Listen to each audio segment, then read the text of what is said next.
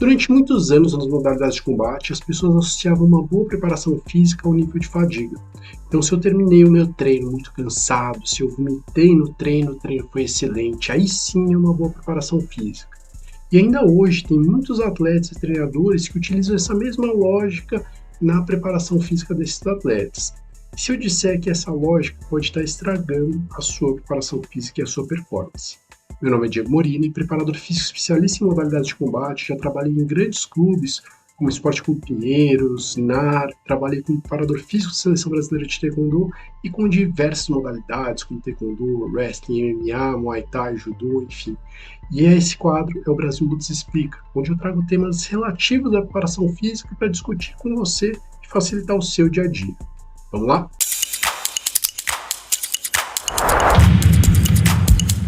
Muita gente acha que preparação física nas modalidades de combate é só ir na musculação, puxar um ferro. Acho que não. O fenômeno é muito mais complexo do que isso. E a primeira coisa que a gente tem que entender é qual o fenômeno que a gente está trabalhando, para daí preparar a pessoa para este fenômeno. Então, o que eu quero dizer com qual é o fenômeno que a gente está trabalhando? Imagina que eu vou trabalhar a preparação física de um atleta de taekwondo. Eu vou olhar no taekwondo qual é a demanda fisiológica dessa modalidade.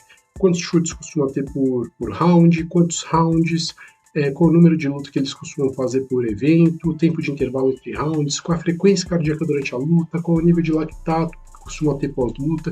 Então eu vou entender toda a demanda fisiológica, entender qual de fato se demanda. Se eu pegar um atleta do boxe, eu vou entender quantos socos ele faz por round, qual costuma ser a frequência cardíaca durante uma luta de boxe. Ele faz boxe profissional ou ele faz boxe amador?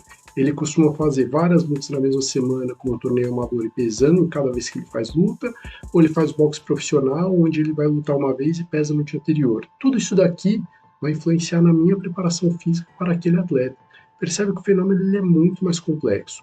Além de eu entender a fisiologia, eu tenho que entender quais são as capacidades determinantes, quais são os pontos mecânicos chaves para aquela modalidade. Então imagina o seguinte: estou trabalhando com boxe, tem alguns pontos mecânicos que são fundamentais para aquela modalidade. Então, trabalhar a rotação de tronco, trabalhar a extensão de cotovelo, movimentos de empurrar o solo de potência de membros inferiores, direcionar para o eixo horizontal. Então, eu tenho que entender quais são os principais pontos mecânicos que vão influenciar no desempenho do atleta, quais são as capacidades determinantes. O trabalho de potência ele é importante, o trabalho de potência aeróbica ele é importante, vou ter que trabalhar HIITs mantendo uma determinada frequência cardíaca para simular a competição. Então, tudo isso daqui ele é considerado na nossa preparação física e a gente tem que fazer uma periodização, um planejamento para que ele seja no auge dessas capacidades naquela competição-alvo. Percebe que isso daqui ele é muito mais complexo do que só ir na musculação e puxar um ferro? Qual é um dos principais problemas que as pessoas têm hoje na preparação física das lutas? As pessoas acham que fazer musculação, correr, fazer meio que um treino de fitness, um treino genérico, isso é uma preparação física para a luta. Aí a pessoa faz na academia, lá um treino de musculação, que é o mesmo treino da pessoa que quer sair bonita no verão da praia, e ele acha que ela está se preparando para o jiu-jitsu. A pessoa vai e faz crossfit e acha que está fazendo uma preparação física para o Muay Thai. E nada contra o crossfit, mas é como se eu fizesse, sei lá, futebol para me preparar para o taekwondo. São dois fenômenos diferentes. O crossfit ele é muito legal, mas ele é uma modalidade esportiva. Ele não vai considerar as especificidades da sua modalidade, ele não vai considerar o seu calendário competitivo. A verdade é que uma boa preparação física ela tem que ser individualizada para você, ela tem que considerar as demandas da sua modalidade, o seu calendário competitivo, e a partir disso vai ter uma organização para que você atinja o melhor do desempenho naquela competição-alvo. Agora muita gente deve estar se perguntando, tá, eu entendi que eu tenho que focar nas capacidades determinantes para a minha modalidade, entender a fisiologia dela, mas o que são capacidades motoras? Para eu falar quais capacidades são determinantes para o taekwondo, para o boxe ou para o jiu-jitsu, eu tenho que entender antes quais são as capacidades motoras. Então, eu vou falar algumas capacidades motoras básicas que devem ser consideradas para a elaboração de uma boa preparação física.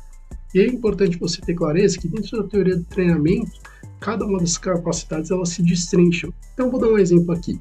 Vamos começar pela força, que é uma das capacidades mais clássicas que a gente tem. O conceito de força é a nossa capacidade de vencer uma tensão, vencer uma resistência. E a gente tem três formas básicas de manifestação da força.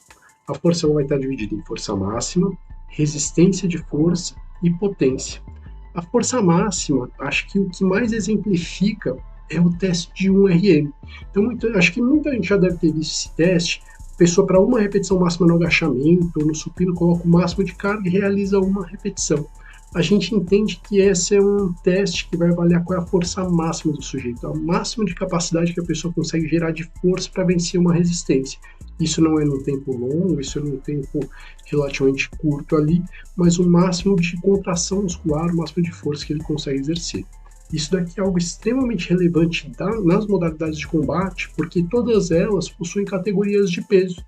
E a gente fazer o nosso atleta ser mais forte, sem necessariamente subir a massa muscular, subir o peso dele, isso é algo muito relevante.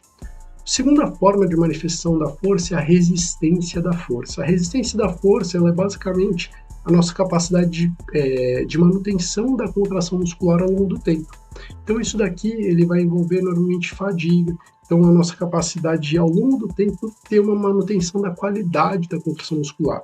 Normalmente na musculação isso vai se resumir em séries mais longas, séries de 15 repetições, séries com intervalos incompletos, e essa é uma segunda forma de manifestação da força. Uma terceira forma de manifestação da força, e isso sim, ela é determinante para todas as modalidades de combate, é a potência. É a nossa capacidade de gerar força rápida. A gente fazer o máximo de força na menor unidade de tempo possível. Seja você do boxe, do judô, do wrestling, do taekwondo, as ações determinantes, eu tenho certeza que as ações que vão pontuar, as ações que vão fazer diferença na hora da luta, seja para gerar um nocaute, seja para gerar pontuação, elas invariavelmente vão precisar de potência, vai precisar gerar força rápida, seja com uma resistência de um adversário, uma modalidade de grappling, seja só tendo uma resistência quando se toca o alvo, no caso de soco e chute em modalidade de strike. Invariavelmente, seja você de modalidade de strike ou de grappling, a potência seguramente é uma das capacidades determinantes e eu tenho certeza que em algum momento você vai ter que trabalhar ela dentro da sua periodização. Uma outra capacidade motora que eu gostaria de abordar é a velocidade. E aí, para várias delas, igual eu falei, quando a gente entra no teoria de treinamento, a gente vai ter alguns destrinchamentos e tudo mais, mas eu vou falar só de uma maneira geral aqui.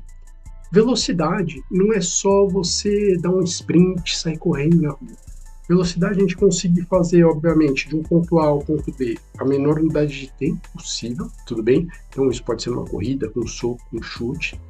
E ela está intrinsecamente relacionada também à sua coordenação motora. Tem um ponto que pouca gente sabe, é que muitas vezes para a gente melhorar a velocidade, a gente precisa trabalhar antes força, a gente precisa de uma base motora de força, a gente precisa também de uma base de coordenação motora. Então, por isso que muitas vezes a gente tem um planejamento, que ele vai considerar antes a gente trabalhar uma determinada capacidade, depois a gente trabalhar outra. E a velocidade também entra muito parecido com a potência. Depende da sua modalidade, você pode ter mais ou menos relevância, mas ela em algum nível ela vai ser relevante, seja para você fazer uma entrada de golpe, seja para você ter uma manutenção de distância ou para sair um golpe com velocidade, seja velocidade de membros superiores ou de velocidade de membros inferiores.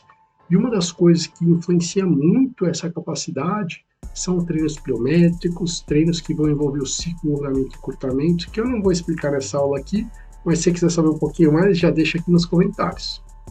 Uma outra capacidade, que essa acho que está muito associada à preparação física, é a resistência. E a resistência ela pode ser no nível mais central ou no nível mais periférico, mas resistência basicamente é a nossa capacidade de manter um determinado estímulo de esforço ao longo do tempo, e acho que está muito associado ao condicionamento aeróbico, tudo bem? Então acho que isso está claro, então todo mundo vê lutador correndo e tudo mais, mas se você acha que para melhorar a resistência na luta, a melhor estratégia é sempre fazer corridas longas, de formas contínuas, talvez seja interessante você rever um pouquinho o seu conceito. Porque mesmo a resistência, a gente tem que considerar a especificidade da luta. E a gente tem diversas formas de estratégia para melhorar o nosso condicionamento cardiorrespiratório, para conseguir melhorar a nossa recuperação na luta entre as atividades de alta intensidade. Então, quando eu faço força, o meu condicionamento cardiorrespiratório vai fazer com que eu me recupere mais rápido, entre rounds e eu consiga ter uma melhor qualidade do meu gesto técnico até o final da luta. Isso, obviamente, está associado ao condicionamento cardiovascular, mas trabalhar de forma contínua não necessariamente é a única forma de a gente trabalhar esse tipo de estímulo também. A gente tem muita evidência hoje mostrando que treinos de HIIT, treinos intervalados de alta intensidade, a gente tem várias estratégias de treino de HIIT, tudo bem? Eles podem sim melhorar o seu condicionamento cardiovascular, com vantagem que a gente consegue fazer isso de forma um pouco mais específica, que você vai ter mais transferência para a hora do combate. Se quer falar mais sobre treino de HIIT, também já deixa aqui. E uma última capacidade que eu gostaria de citar aqui, que seguramente para a maior parte das modalidades vai ser algo relevante, é a mobilidade. Mobilidade barra flexibilidade são coisas distintas conceitualmente no treinamento, tá? E se acha que para a gente ganhar um maior grau de amplitude articular, então a mobilidade ela vai estar associada ao nosso grau de amplitude, tudo bem, de movimento para as diferentes articulações.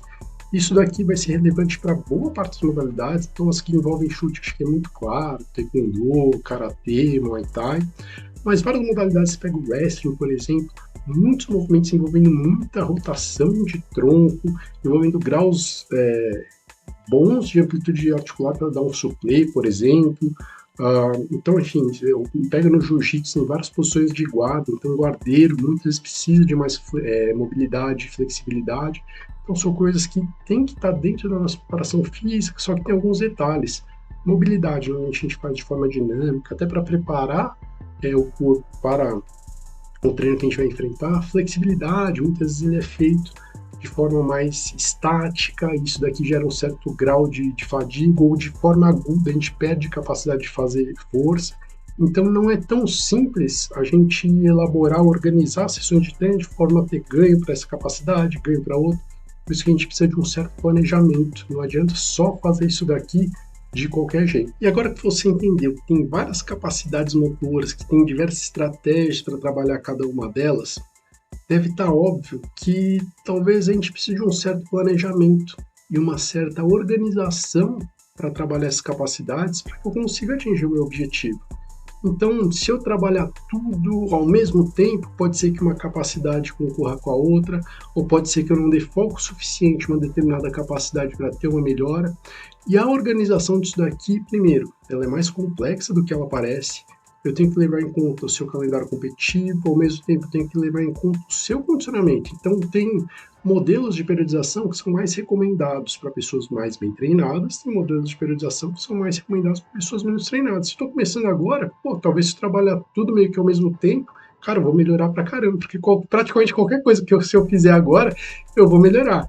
Já um atleta olímpico, talvez essa não seja a melhor estratégia, talvez a gente tenha que fazer alguns blocos, para conseguir tirar o organismo dele da homeostase, para conseguir melhorar aquela capacidade motora dele, porque ele já está tão no limite do corpo dele, que talvez a gente precise de estratégias um pouco mais inteligentes, um pouco mais concentradas. Então, existe uma série de nuances dentro desse tema periodização, e aqui isso é um tema vasto, tem várias discussões, tem coisas que a gente tem evidência, tem coisas que a gente não tem evidência, tem coisas que se falam em teoria, mas tem algumas coisas mostrando que talvez não funcione exatamente do mesmo jeito, mas uma coisa é fato, a gente precisa de uma certa organização, um certo ordenamento para conseguir atingir os nossos objetivos. E além de a gente conseguir ter um bom planejamento, a gente precisa ter indicadores e controles de que esse planejamento está indo na direção adequada.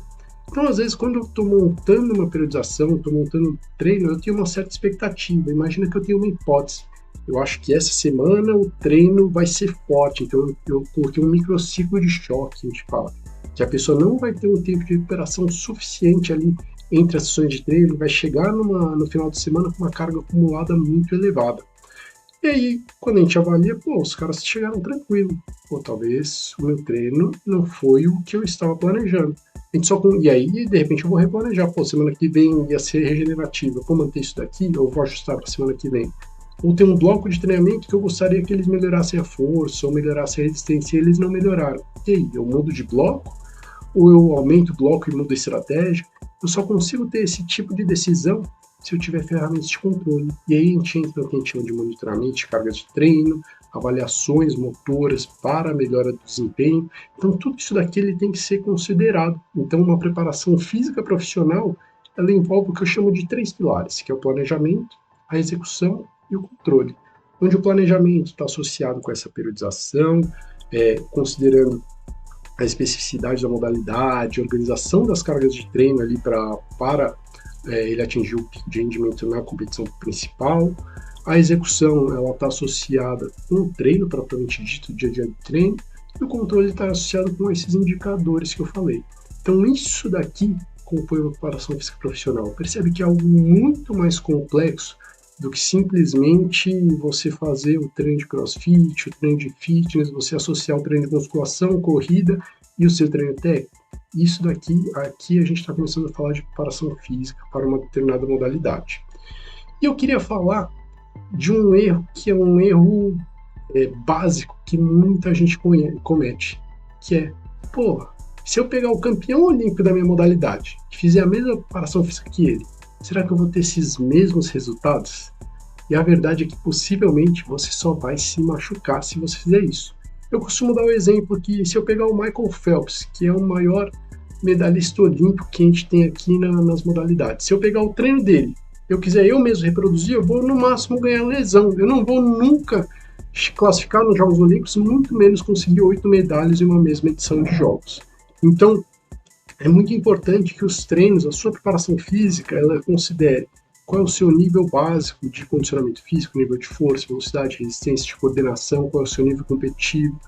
E aí, o treino, ele tem que ser ajustado para você. Não faz sentido você ficar copiando o treino de cara que é bom e achar que esse treino é para você. Então, às vezes você vai ver um cara do taekwondo fazendo um salto unilateral, você não consegue nem fazer amortecimento de salto, você quer pegar um treino complexo de salto unipodal, que para aquele cara faz sentido, mas que para você já é uma sobrecarga desnecessária, que possivelmente você vai só se machucar com isso. Então, toma muito cuidado com esse erro na preparação física. A gente está no mundo de TikTok, Instagram, onde as pessoas saem copiando exercício à torta direita, e não tem problema você ter referência de outras pessoas fazendo exercício. Eu aprendo muito na internet aqui.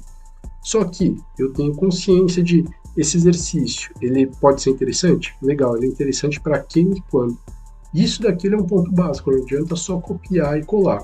Se você fizer isso, você tem uma grande chance de estar sabotando o seu próprio desempenho. Se você gostou desse vídeo, já deixa um joinha para fortalecer o canal.